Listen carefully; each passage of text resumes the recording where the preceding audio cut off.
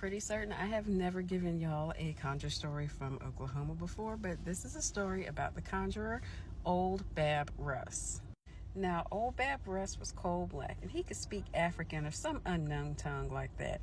But one thing for sure is that all the young bucks and wenches were mortally afraid of him.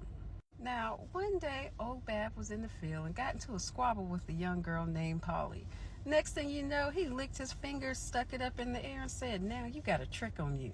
There's a heavy trick on you, and if you don't change your mind, you're going to pass before the sun goes down." All them young bucks in the field looked like they wanted to giggle, but they was too afraid to. But the old ones started begging Old Bab to please take it off of Miss Polly. But Miss Polly decided to get in her gander, pick up a hoe, and go after Old Bab. She knocked him down, and he just laid there kicking his feet up in the air, trying to keep her from hitting him in the head. At that point, he had no choice but to take it off of Polly because he realized she was crazy. So he set out to be a preacher. The northern whites were paying Negroes to be preachers, so Bab figured he'd give his hand at it too. Now, he didn't know nothing about the Bible except to shout loud. So the preachers at Red Mound would never give him a paper to become a preacher, so he had to go back to laying tricks and doing conjure. Now, the young bucks and wenches would go to Old Bab to make them a hand, to find love. And he'd sing a little song when he'd make it, but no one would dare look inside the pack that he would hand them.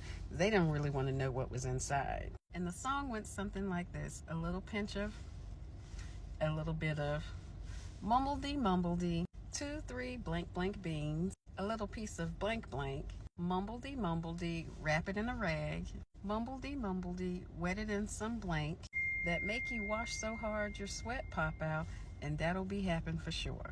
And yes, I left out the actual ingredients, as y'all know that I always do, because I can't be giving away the ancestor secrets. Well, one day Babs went home and started fussing at his wife to fix him something to eat.